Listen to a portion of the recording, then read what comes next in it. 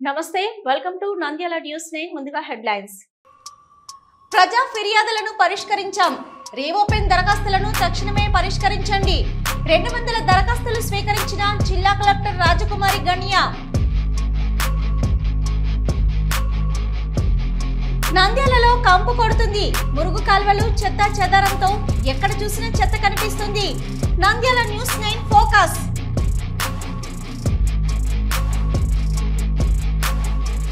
ఉగ్రవాదుల దాడిపై ఖండిస్తూ న్యాయవాదులు విధులకు హాజరు కాకుండా నిరసన ర్యాలీ నిర్వహించిన కోర్ట్ బార్ అసోసియేషన్ న్యాయవాదులు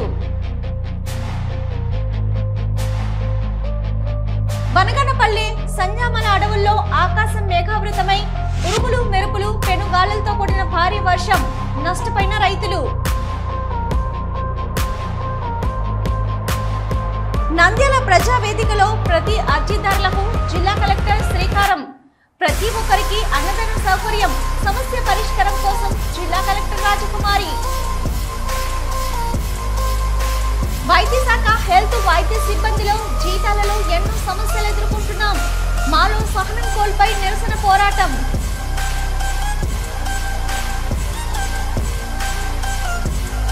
పాలిసెట్ 2025 పరీక్షకు ఎటువంటి ఆటంకం లేకుండా అన్ని ఏర్పాట్లు సిద్ధం చేశాం polytechnic college principal Srinivasa Prasad వెల్లడి నీట్ పరీక్షలకు పకడ్బందీ ఏర్పాట్లు చేయండి అధికారులకు ఆదేశాలు జిల్లా కలెక్టర్ రాజకుమారి గణియా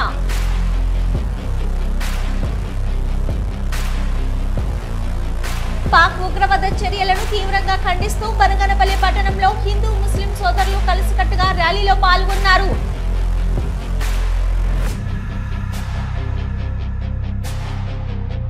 నంద్యాల జిల్లాలో ప్రజా సమస్యల పరిష్కార వేదిక కార్యక్రమంలో ప్రజల నుండి స్వీకరించిన 32,796 దరఖాస్తులలో ఇప్పటి వరకు 30,985 ఫిర్యాదులను పరిష్కరించాలని జిల్లా కలెక్టర్ జి రాజకుమారి అన్నారు సోమవారం కలెక్టరేట్లోని పీజీఆర్ఎస్ హాల్లో జిల్లా నలుమూలల నుంచి వచ్చిన ప్రజల నుంచి ఫిర్యాదులను స్వీకరించారు జిల్లా కలెక్టర్తో పాటు incharge joint collector C Vishnucharan DRO Ramu Nayak special deputy కలెక్టర్లు జిల్లా అధికారులు పాల్గొన్నారు ఈ సందర్భంగా జిల్లా కలెక్టర్ జి రాజకుమారి మాట్లాడుతూ ప్రజా సమస్యల పరిష్కార వేదికలో భాగంగా ప్రజల నుండి స్వీకరించిన విజ్ఞప్తులలో ఇప్పటి వరకు 30,985 ఫిర్యాదులను పరిష్కరించామన్నారు రీఓపెన్ అయిన 59 దరఖాస్తులపై ప్రత్యేక దృష్టి పెట్టి వెంటనే పరిష్కరించేందుకు చర్యలు తీసుకోవాలని సంబంధించిన అధికారులను ఆదేశించారు పెండింగ్ లో ఉన్న 1,811 దరఖాస్తులను వితిన్ SLA లోగా పరిష్కారం చూపాలని కలెక్టర్ ఆదేశించారు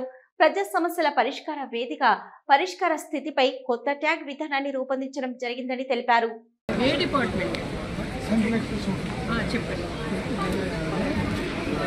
మీ కోడలు రావద్దంటుందా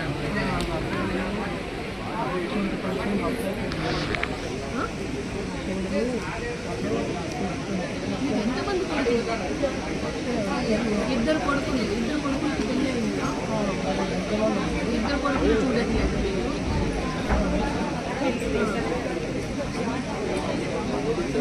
మీకు పెన్షన్ వస్తుంది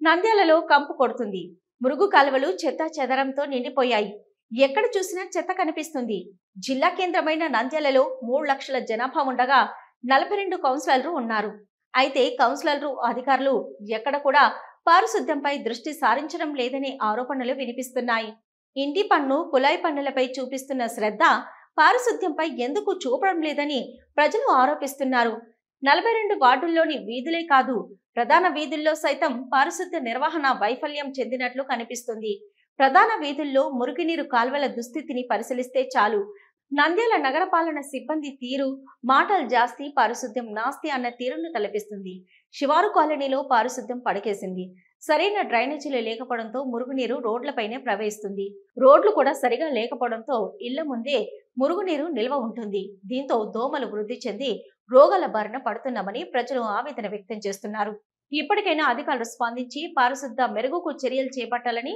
స్థానిక వాసులు కోరుతున్నారు.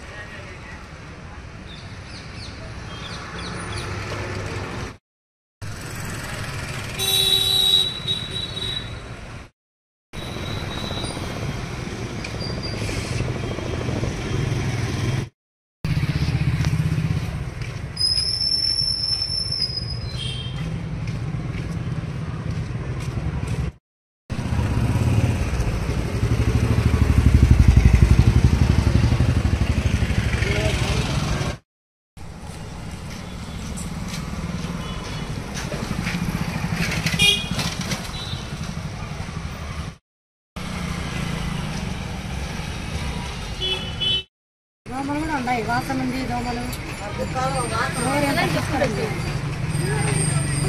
అవును, వాంతులు వస్తుంది. మున్సిపల్ రారమ్మా? మున్సిపల్ పట్టించుకున్నారు, తీసి అట్నే పెట్టి పోతున్నారు వాళ్ళు. అంతా అల్లాడిపోతున్నారు. కుక్క చనిపోయింది, వాసన. వాళ్ళు మున్సిపల్ చూసినట్టు అవుతారు. చూసినారు వాళ్ళు, ఎత్తేసామన్నారు, రాలేదు. లోపల ఉంది ఆడ కాలువలో. కాళ్ళు అన్ని పుడిపోయినాయి.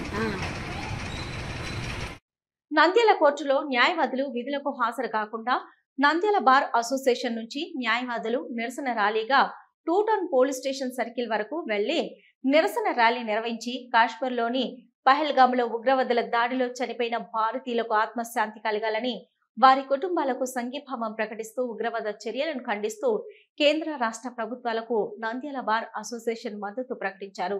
ఈ సందర్భంగా పలు న్యాయవాదులు మాట్లాడుతూ కాశ్మీర్లో ఉగ్రవాదుల దాడిపై తీవ్రంగా ఖండించారు. भारत माता की जय, भारत माता की जय, भारत माता की जय, भारत माता की जय, भारत माता की जय, खंडिंचाली खंडिंचाली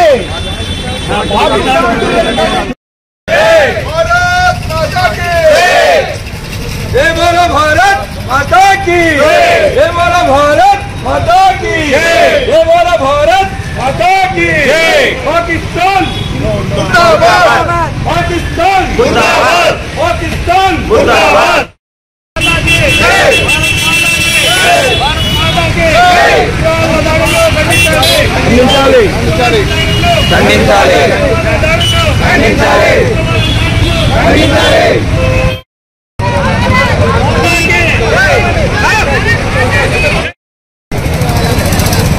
भारत माता के भारत माता के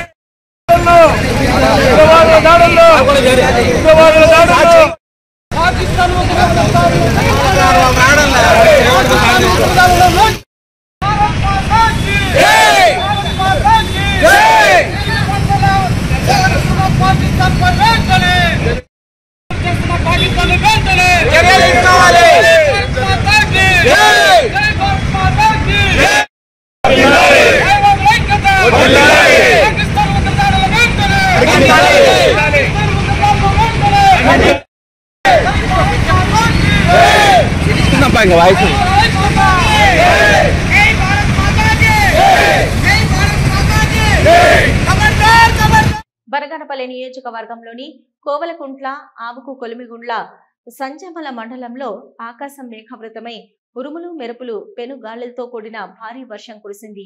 నియోజకవర్గంలో ఈ ఏడాది రబీ సీజన్లో 8.452 ఎకరాల్లో రైతులు పంటలు సాగు చేశారు. వల్లంపాడు, లింగాల, గుళ్లదుర్తి గ్రామాల్లో రైతులు మిరప పంటను కల్లాల్లో ఆరబోసుకున్నారు. మిరప పంటను కాపాడుకునేందుకు రైతులు నానా అవస్థలు పడ్డారు. భారీ వర్షం కావడంతో పట్టలు కప్పిన తడిసి ముద్దైన మిరప పంట రైతులు ఆవేదన వ్యక్తం చేస్తున్నారు.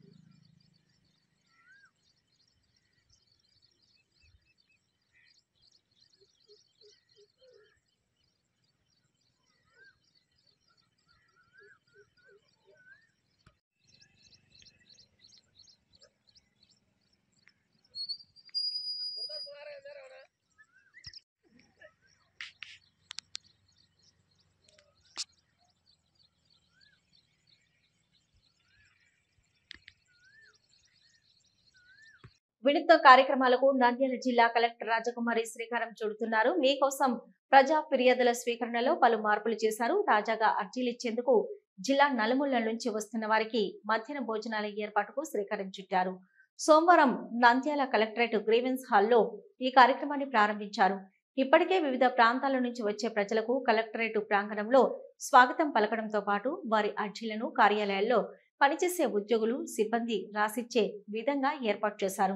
మరోవైపు గంటల తరబడి అర్జీదారులు నిరీక్షించకుండా ఉండేందుకు అన్ని శాఖల ముందు భాగంలో షెడ్ ఏర్పాటు చేసి వచ్చిన అర్జీదారులకు అక్కడే భోజనాలు అందించేలా చర్యలు తీసుకున్నారు.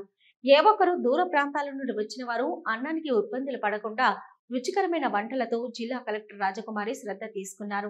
అధికారులకు కూడా వారికి ఆహార పదార్థాలు అందజేయడం జరుగుతుందని, వచ్చిన అర్జీదారులు సంతోషంగా భోజనం చేసి తిరిగి వారి పని ముగించుకొని వెళ్తున్నారు.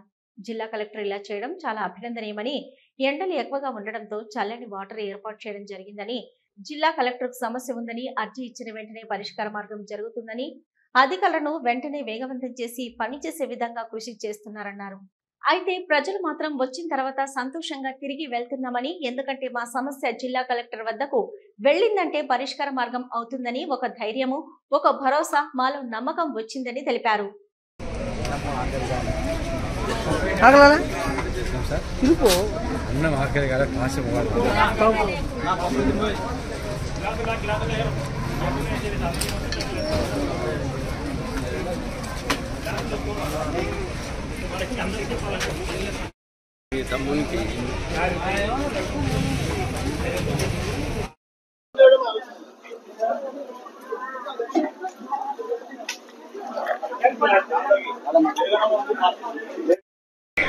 మంచిగా ద్రవ పదార్థాలు ఎక్కువగా తీసుకోవాలి.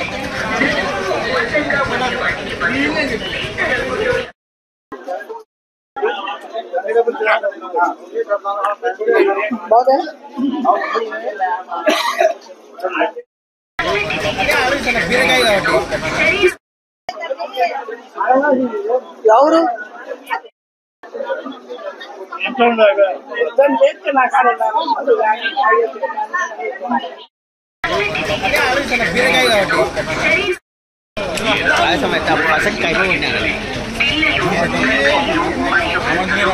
నంద్యాల జిల్లాలో వైద్య ఆరోగ్య శాఖలోని ఎన్హెచ్ఎం కింద సిహెచ్ఓలుగా పనిచేస్తున్న గత 2 సంవత్సరాలుగా జీతభత్యాల విషయంలో ఎన్నో సమస్యలను ఎదుర్కొంటున్నాం.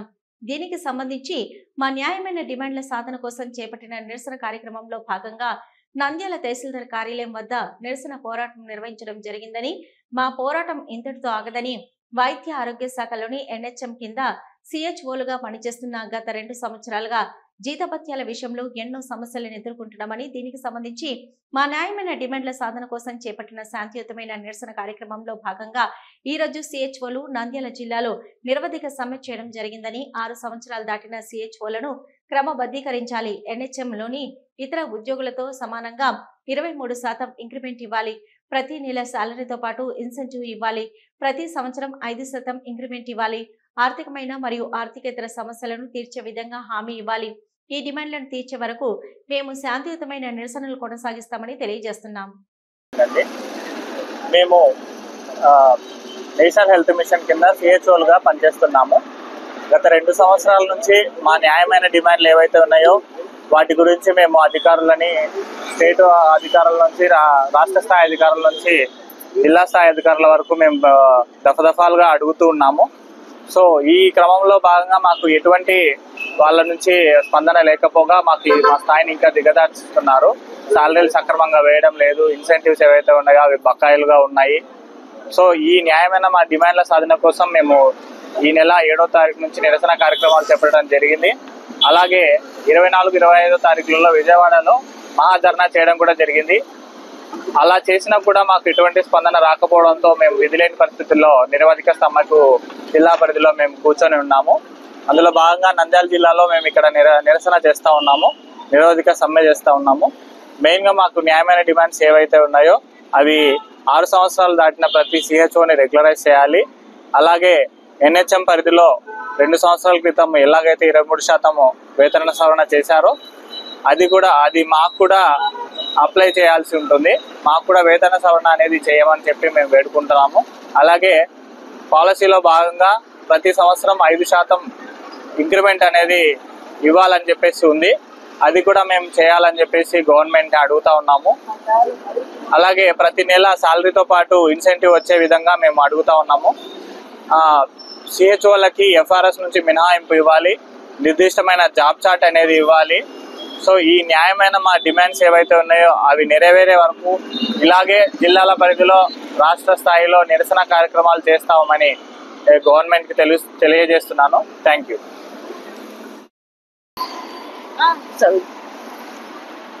నమస్తే అండి, నా పేరు హారిక. నేను కమ్యూనిటీ హెల్త్ ఆఫీసర్గా పనిచేస్తూ ఉన్నాను. మేము ఈ నిరవధిక సమ్మె నిర్వహించడానికి గల కారణం, మేము రాష్ట్రంలో 380 పైచులకు సిహెచ్ఓలు ఉన్నామండి. ఇక్కడ రాష్ట్ర వ్యాప్తంగా 10,032 మంది సిహెచ్ఓలు ఉన్నాము.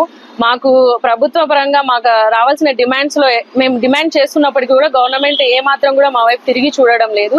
దీని కారణంగా రాష్ట్ర వ్యాప్తంగా ధర్నా చేశాము 24-25వ తేదీన. అయినా కానీ గవర్నమెంట్ నుంచి ఎటువంటి సానుకూల స్పందన అనేది లేదు. కాబట్టి ఈ నిరవధిక సమ్మె నిర్వహిస్తూ ఉన్నాం ప్రతి చోట కూడా.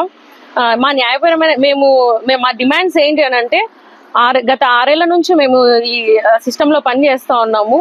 6 ఏళ్ల నుంచి 25,000 జీతమే వస్తుంది మాకు. ఏ ఒక్క రూపాయి కూడా ఇంక్రిమెంట్ లేదు.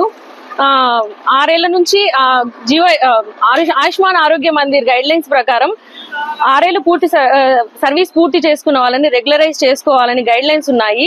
ఆ గైడ్ లైన్స్ గురించి మేము చాలా సార్లు గవర్నమెంట్ కి రిప్రజెంటేషన్ ఇస్తానే ఉన్నాము, కానీ దాన్ని ఏం పట్టించుకోవడం లేదు. మా మెయిన్ డిమాండ్ 6 ఏళ్ళు పూర్తి చేసుకున్న వాళ్ళని రెగ్యులరైజ్ చేయాలండి. సెకండ్ వచ్చేసి 23% హైక్. NHM లో పనిచేసిన ప్రతి ఒక్క ఉద్యోగి కూడా 23% హైక్ అమలు చేసింది గవర్నమెంట్. కానీ మమ్మల్ని మాత్రం మాకు అది అప్లై చేయలేదు. ఎందుకనంటే మీకు ఇన్సెంటివ్స్ సపరేట్ గా వస్తాయి అనేసి. మాకు జీతం 25,000 వస్తుందండి, 15,000 రూపాయలు ఇన్సెంటివ్స్ వస్తాయి. జీతం అయితే కరెక్ట్ గా 25,000 పడుతుంది. ఇన్సెంటివ్స్ మాత్రం అది ఎప్పుడు 6 నెలలకు ఒకసారి, 8 నెలలకు ఒకసారి, ఒక్కోసారి సంవత్సరం రోజు కూడా పెండింగ్ పడతా ఉన్నాయి. దానికి సంబంధించి మేము ఆర్థికంగా చాలా ఇబ్బందుల్లో ఉన్నాము. వాటిని వెంటనే క్లియర్ చేయాలి అని 23% హైక్ ఇప్పించాలనేసి మేము డిమాండ్ చేస్తున్నామండి. నిర్దిష్టమైన జాబ్ చార్ట్ లేకపోవడం వలన సిస్టమ్ లో మేము ఎక్కడ స్టాఫ్ నీడ్ ఉంటే అక్కడ మమ్మల్ని ప్రతిదానికి యూజ్ చేస్తా ఉన్నారు.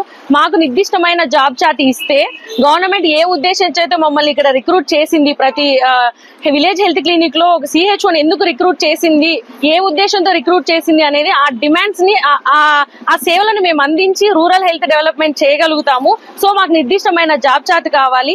ఈ రోజు విలేజ్ లో ఉన్న ప్రతి ఒక్కరికి ఒక్కొక్క సిహెచ్ఓ ఒక్కొక్క విలేజ్ హెల్త్ క్లినిక్ లో 200 నుంచి 300 వరకు ప్రతి ఒక్కరికి బీపీ షుగర్ ఉన్న వాళ్ళకి రెగ్యులర్ గా చెకప్స్ గానీ, వాళ్ళకి నెలకి సరిపడా మందులు అందించడం గానీ, కొత్త కేసెస్ ని డిటెక్ట్ చేయడం గానీ, హైయర్ సెంటర్స్ కి రెఫర్ చేయడం గానీ, ఇలాంటివన్నీ మేము సర్వీసెస్ అందిస్తా ఉన్నాము. మాకు వచ్చేసి 14 రకాల టెస్టులు, 14 రకాల డయాగ్నోస్టిక్ టెస్టులు, 108 రకాల మందులు, అలాగే 12 రకాల సర్వీసెస్ ఉన్నాయి. వీటన్నిటి కూడా మేము రూరల్లో అందిస్తానే ఉన్నాము. ప్రతి ఒక్క నేషనల్ హెల్త్ ప్రోగ్రామ్ ని మేము రూరల్ లెవెల్లో ఇంప్లిమెంట్ చేస్తా ఉన్నాము. మా సర్వీసెస్ ని గుర్తించి మా న్యాయపరమైన డిమాండ్స్ ని నెరవేర్చాలని మేము మీడియా ద్వారా తెలియజేసుకుంటా ఉన్నామండి. Thank you. నంద్యాల పాలిసెట్ 2025 పరీక్షకు ఎటువంటి ఆటంకం లేకుండా అన్ని ఏర్పాట్లు చేయడం జరిగింది. ఈ సందర్భంగా polytech college principal Srinivasa Prasad మాట్లాడుతూ, పాలిసెట్ 2025 పరీక్ష ఈ నెల 30వ తేదీన జరుగుతుందని, పాలిసెట్ 2025 నిర్వహణకు అగ్నిశాఖ, ఆరోగ్య శాఖ, పోలీస్ శాఖ, ఆర్టీసీ, మున్సిపల్ శాఖ వారి సహకారంతో ఇప్పటికే అన్ని ఏర్పాట్లు పూర్తయ్యాయని, నంద్యాలలోని 13 కేంద్రాలలో పాలిసెట్ పరీక్ష నిర్వహిస్తున్నామని, ఈ పాలిసెట్ 2025కి 3,747 మంది అభ్యర్థులు దరఖాస్తులు దాఖలు చేసుకున్నారని తెలియజేశారు. POLYCET 2025 hall tickets policeteap.nic.in website లో అందుబాటులో ఉన్నాయని, అభ్యర్థులు హాల్ టికెట్స్ డౌన్లోడ్ చేసుకోవాలని, పరీక్షా కేంద్రాలకు అభ్యర్థులు 1 గంట ముందుగానే చేరుకోవాలని సూచించారు.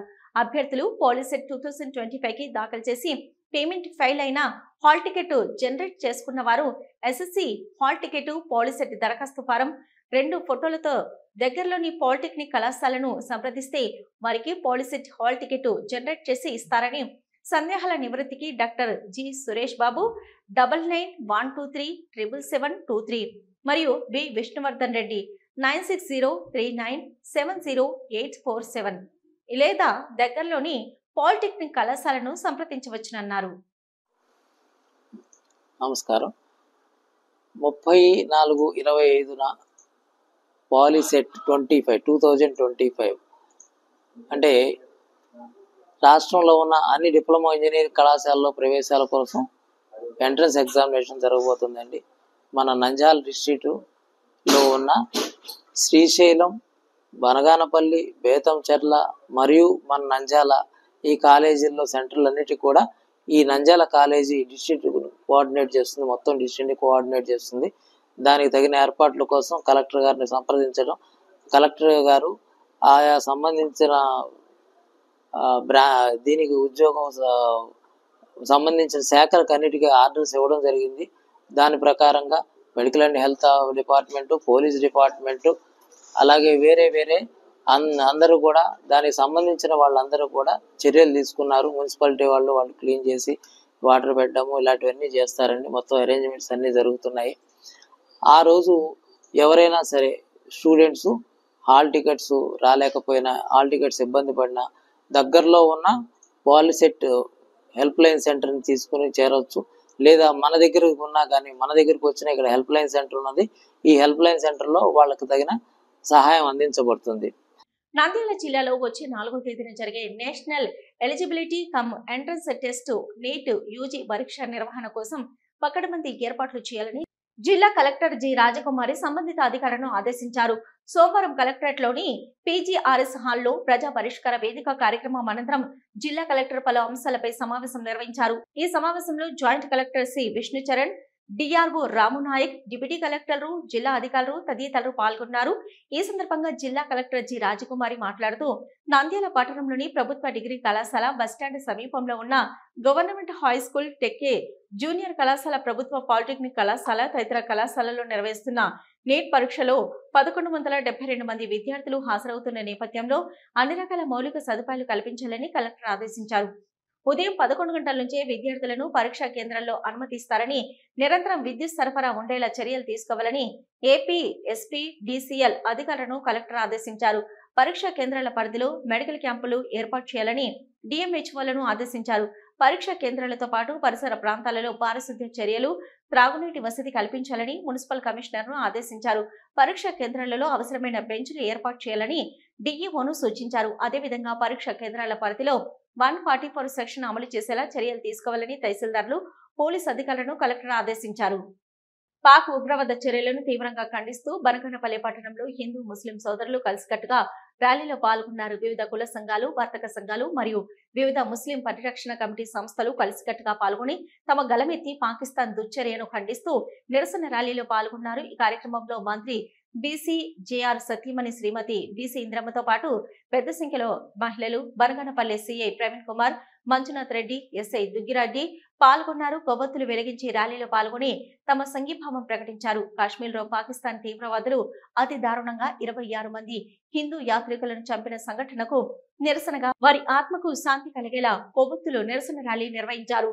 బనగానపల్లి పట్టణంలో ప్రధాన వీధుల్లో ఈ నిరసన ర్యాలీలో పెద్ద సంఖ్యలో ప్రజలు పాల్గొని ర్యాలీని విజయవంతం చేశారు.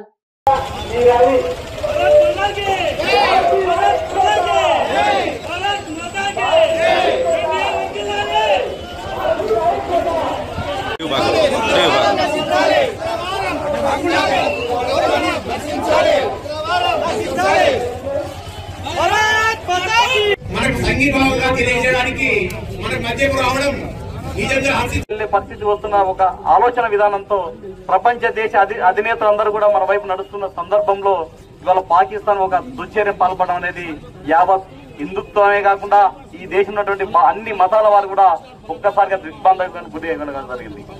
ఇవాళ బనగానపల్లిలో కూడా అన్ని మతాల వారు మరియు జాతీయవాదుల ఆధ్వర్యంలో ఇవాళ ఈ కార్యక్రమం జరుగుతున్నది అంటే భారతదేశంలో ఉన్నటువంటి ప్రభుత్వం ఏ నిర్ణయం తీసుకున్నా మేమందరం దానికి కట్టుబడి ఉన్నామనే ఒక దృఢ సంకల్పంతో ఇవాళ ఈ ర్యాలీలో అందరూ కూడా పాల్గొన్నందుకు అన్ని వర్గాల వారికి అన్ని నువ్వు ముస్లిమా హిందువా అని ఎప్పుడు గాని ఒక మనిషి యొక్క అవయవాన్ని చూసి కాల్చడం అనేది ఇంతవరకు ఎక్కడ జరగలేదు. ప్రపంచ దేశాలు ఎక్కడ జరగలేదు. ఈ భారతదేశం కాశ్మీర్ అనేది ఎలాంటి ప్రాంతం అనేది భారతదేశంలో ప్రపంచవ్యాప్తంగా అందరికీ తెలుసు. ఇలాంటి ప్రాంతాన్ని ఎంచుకొని టెర్రరిస్టులు అటాక్ చేసిన దానికి భారతదేశంలో ఉన్న హిందూ, ముస్లిం, క్రిస్టియన్స్ ప్రతి జాతికి సంబంధించిన ప్రజలు ఈ రోజు ఇది భారతదేశ సమస్య, ఏ ఒక్క జాతికి సమస్య కాదండి. భారతదేశం. ఇవి ఇప్పటి వరకున్న నంద్యాల న్యూస్ 9 మరో బులెటిన్ తో మళ్ళీ కలుసుకుందాం. అంతవరకు సెలవు. నమస్తే.